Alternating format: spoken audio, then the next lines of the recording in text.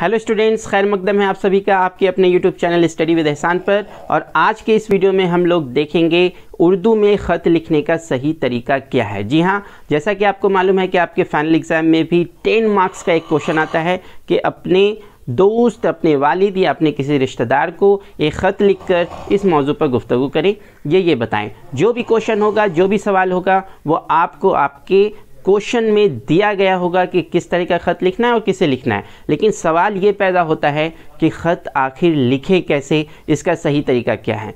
Examiners उसी तरीके को, उसी फॉर्मेट को देखते हैं। अगर आपने वो तरीका फॉलो किया है, उस फॉर्मेट में अपने ख़त को लिखा है, तो एग्जामिनर्स देखते ही आपको पूरा मार्क्स दे देते हैं। और अगर आपने फॉर्मेट को फॉलो नहीं किया है, सही तरीके को नहीं अपनाया है ख़त लिखने में, तो जितना भी अच्छा ख़त आपने लिखा हो, जितनी भी अच्छी तहरीर, जितने भी अच्छे जुमले आपने लिखे हों, वो फिर बेमानी हो जाते हैं, वो आपको फुल मार्क्स नहीं दिला पाते। तो आज के इस वीडियो में हम लोग देखेंगे कि सही तरीका और सही फॉर्मेट क्या है। तो चलिए शुरू करते हैं। लेकिन उससे पहले एक छोटी सी गुजारिश, अगर आप चैनल पर नए हैं तो चैनल को सब्सक्राइब ज़रूर कर दें और बेल आइकन को भी प्रेस कर दें, ताकि इस तरह की सारी यूज़फुल और मुफीद वीडियोज़ आप तक पहुँचती रहे। तो मिसाल के तौर पर एक मैंने सवाल लिख रखा है बोर्ड पर, जो कि एग्जामिनर्स का बहुत ही पसंदीदा सवाल है कि अपने दोस्त को ख़त लिखकर आपको बताना है कि आपने इम्तिहान की तैयारी किस तरह की है, तैयारी के बारे में आपको बताना है।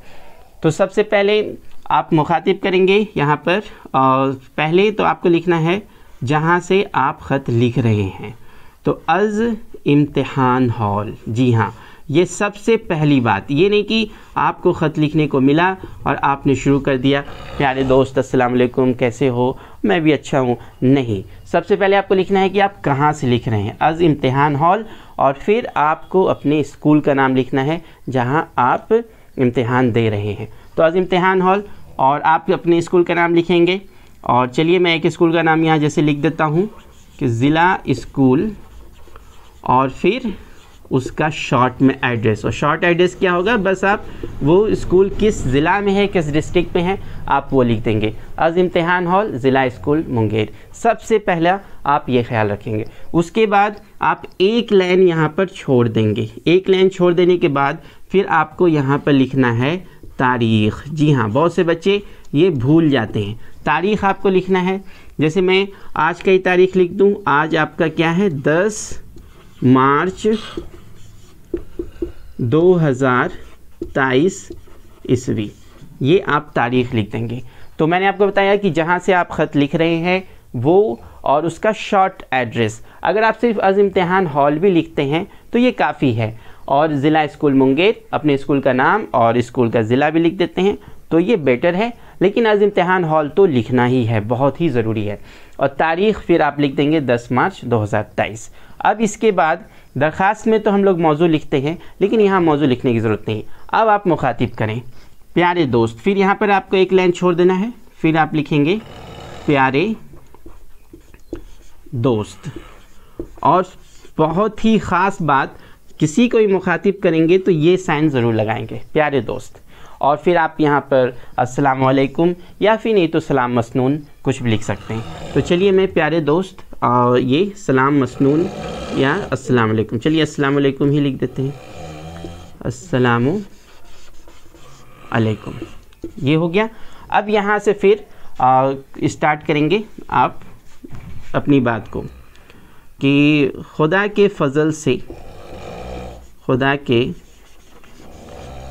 फ़ज़ल से मैं यहाँ बख़ैर व आफ़ियत हूँ, बख़ैर व आफ़ियत हूँ,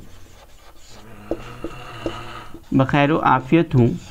और उम्मीद करता हूँ, और उम्मीद करता हूँ कि, उम्मीद करता हूँ कि, फिर इधर से लिख लेंगे तुम भी वहाँ बख़ैर व आफ़ियत होगे, बख़ैर व आफ़ियत होगी। ये हो गया, पहला जुमला आपका मुकम्मल हुआ। फिर लिखेंगे गुज़श्ता हफ्ता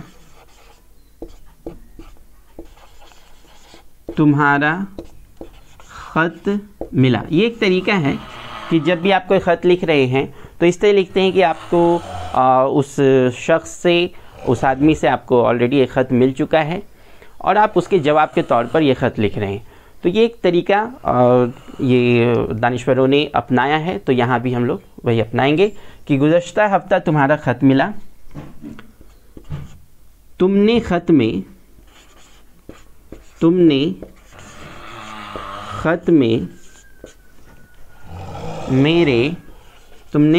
मेरे इम्तिहान की तैयारी के बारे में पूछा है। जी हाँ, डायरेक्ट मौजू पर आ जाएंगे, बहुत ज़्यादा तवील करने की ज़रूरत नहीं है, डायरेक्ट मौजू पर आ गए। पहला जुमला जो कि एक रस्मी जुमला है और दानिश्वरों ने और बुज़ुर्गों ने अपनाया है कि खुदा के फ़ज़ल से मैं यहाँ बख़ैर व आफ़ियत हूँ और उम्मीद करता हूँ कि तुम भी वहाँ बख़ैर व आफ़ियत होगे। ये जुमला तो आपको लिखना ही है। उसके बाद फिर डायरेक्ट टर्न लेंगे अपने मौजू की तरफ। अपने दोस्त को इम्तिहान की तैयारी के बारे में ख़त लिखना है, सवाल यही था। तो गुज़श्ता हफ्ता तुम्हारा ख़त मिला, तुमने ख़त में मेरे इम्तिहान की तैयारी के बारे में पूछा है। तो आप आ गए अपने मौजू पर। अब लिखेंगे मेरे इम्तिहान की तैयारी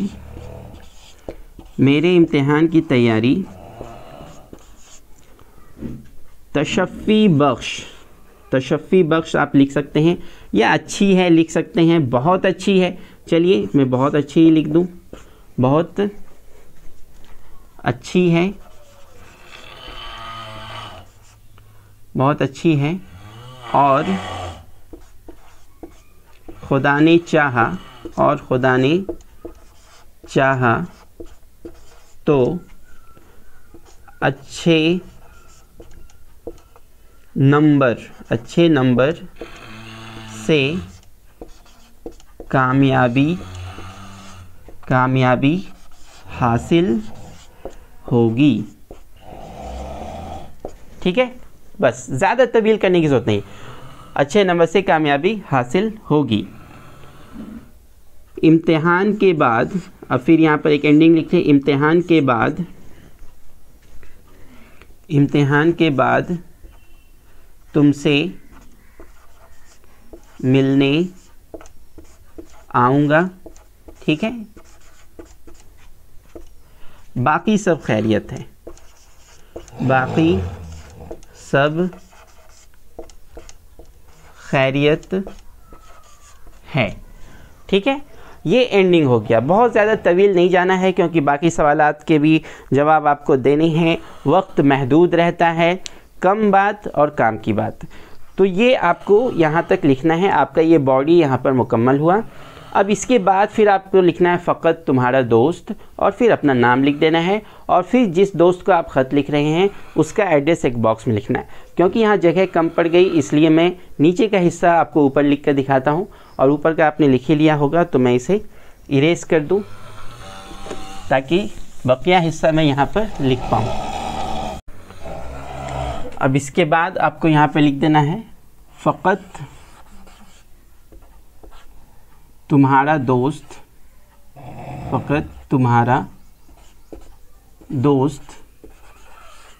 और यहाँ पर आपको अपना पूरा नाम नहीं लिखना है, बस शॉर्ट में आपको नाम लिख देना है। जैसे मैं मिसाल के तौर पर बस आपका नाम अगर तालिब हाशमी है तो मैं बस तालिब लिख दूँ, फ़कत तुम्हारा दोस्त तालिब।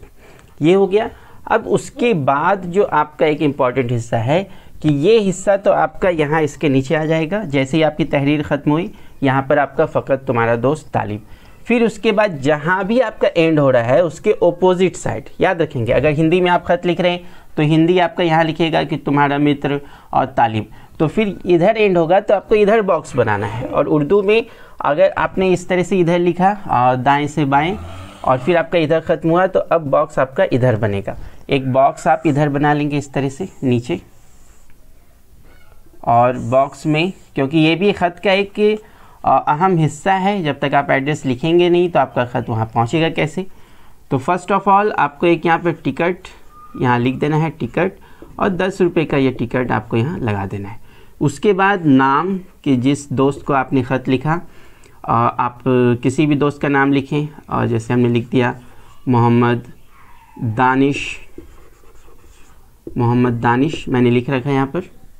और फिर यहाँ पर पता लिख देंगे, जैसे पता आप कुछ लिखिए, जैसे हमने लिख दिया दिलावरपुर मुंगेर, ठीक है, दिलावरपुर मुंगेर।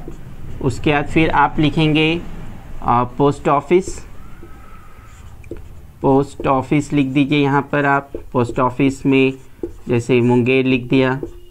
फिर ज़िला भी आपका क्या हो गया, मुंगेर हो गया।